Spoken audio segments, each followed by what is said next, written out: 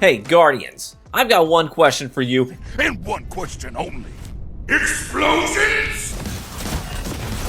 Double down, triple down. Look at them. Double down, 3 opponents down. Fantastic work. You're unstoppable. This is wonderful. 2 for 1, triple down. Fantastic work. You're unstoppable. Double down. Let me ask you this. What do you get when you cross a primary weapon meta with a map design philosophy that revolves around choke points as traversal transitions?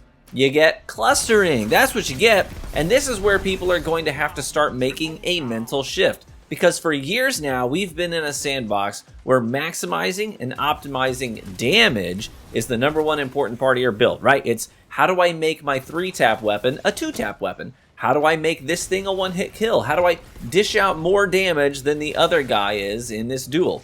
Well, damage may not be the be-all, end-all anymore. Crowd control builds just got a massive buff and no one seems to notice. And in tandem with the passive buff that these abilities just got with the monumental shakeup to the sandbox, Bungie also decided to throw Solar Titans a bone. And guys, it's a really friggin' big bone. Double down. 2 for 1, 3 opponents down. Now, stick with me on this. There's some moving parts here. It's more than just, oh, Consecration is better now. Got it. So let's start with the patch notes where Bungie lays out the specifics of the buff, and we'll go from there. There are 4 distinct changes Bungie made to Consecration.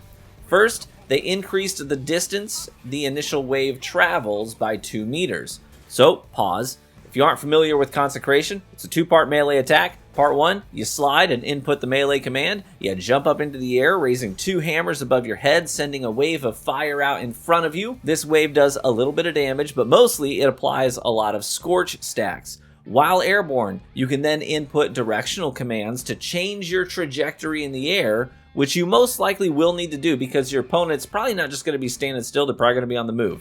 Then you hit the melee command again while airborne, to come back down and slam your hammers to the ground and send out a second wave that does damage but also applies more scorch stacks, thereby igniting your target and making them explode. Now, the first change Bungie made is that instead of 18 meters, that initial scorching wave will now travel 20 meters, so it's got some, decent range to it.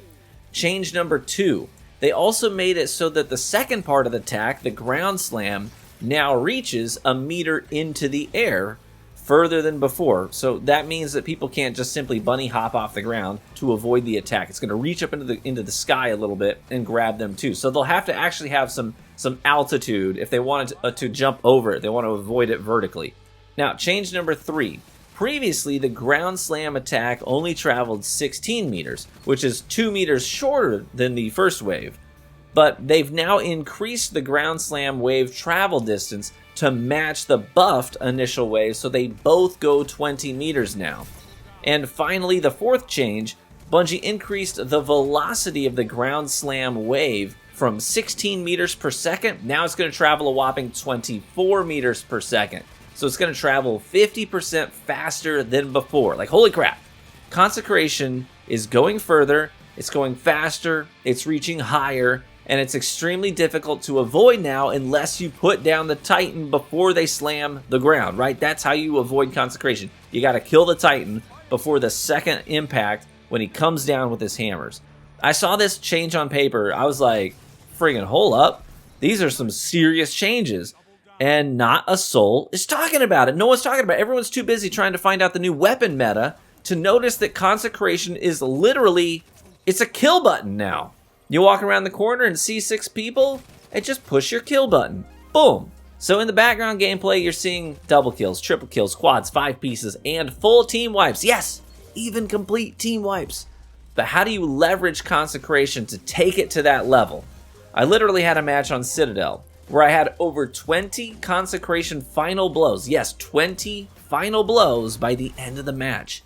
I had fewer weapon kills in a primary weapon meta at the end of that match than I had charged melee kills. I mean, can you imagine ending a Crucible match with 20 throwing knife final blows, you'd be ecstatic. You'd be like, that's going on YouTube, baby. Or if you had 20 arcane needle kills, that's unheard of. I'm not exaggerating when I say Consecration is probably the best crowd control melee ability in the game now. But let's lean into Consecration and see how we can build around it, enhance it, and support it with the rest of our build. Let's start with the aspects. Obviously, we're running Consecration, but we're also going to run Soul Invictus. This makes it so that solar ability kills create sunspots. Sunspots damage and scorch enemies, but they also give us faster ability regeneration if we stand in them. They also apply the restoration buff to us. So your sunspots are yet another way that you can continue to damage and scorch targets who were caught up in your Consecration attacks, but they're also recharge stations to help jumpstart your regeneration to getting another Consecration charge ready to go. Now let's talk fragments. Ember of Char is up first. Solar Ignitions spreads Scorch to people caught in the explosions. It also gives us a plus 10 discipline buff. We're going to be making lots of big booms.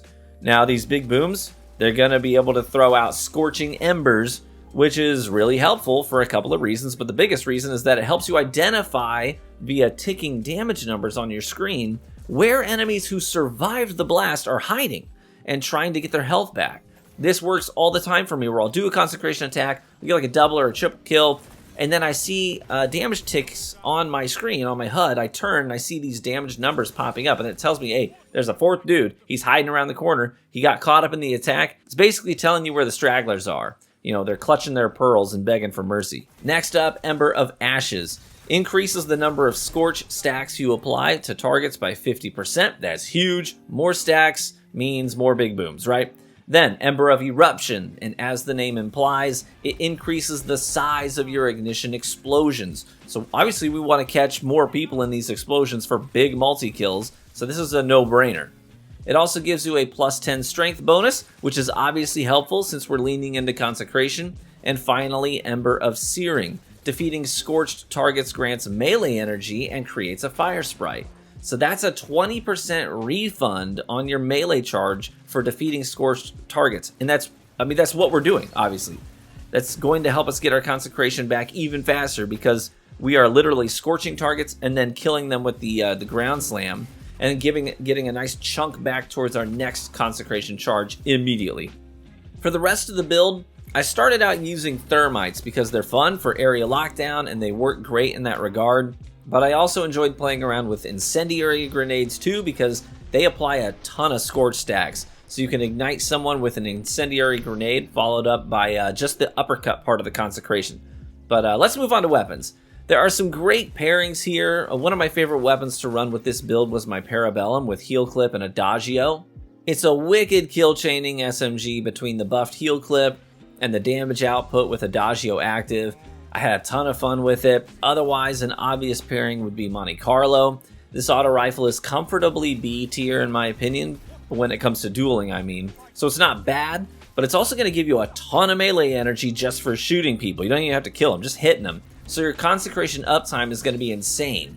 And then you can always poke people with the bayonet after a nice Consecration kill, and that's always fun too.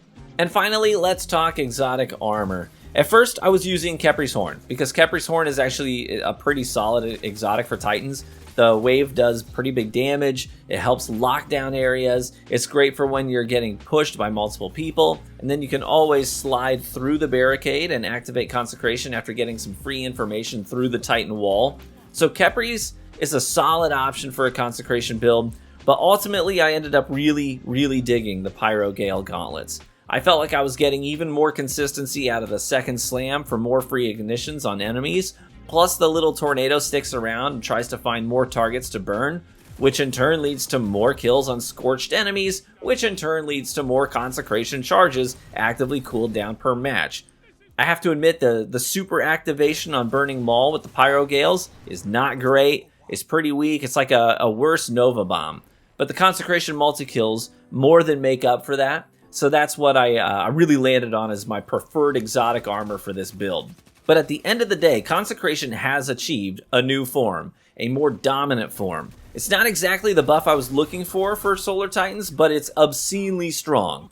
It's so much better than people realize, and once people start to catch on, It's going to make clustering and team firing a much more dangerous tactic in the current sandbox. People might start thinking twice about standing side by side with their teammates at the end of a lane after they get mass wiped out by a literal solar nuke a few times. I had matches where I noticed people had started to break up and tried to push into the middle of the map from different angles to adjust to my free kills on their teams and choke points. You only have to catch one guy for them all to blow up. So one careless teammate could get your whole team wiped if you're just in close proximity to that person. Well, I hope you enjoyed this video. I've got a lot more content planned for the week, so stay tuned to the channel. Thanks as always to those of you who hang out in my live streams on Twitch while I collect this gameplay footage. We've got a great community over there, and you're welcome to stop by sometime. It's twitch.tv/thetruevanguard. Thank you so much for watching and supporting my channel today. Feel free to subscribe for additional Destiny 2 content. Be warm and well fed, my friends, and I hope to catch you in the Crucible.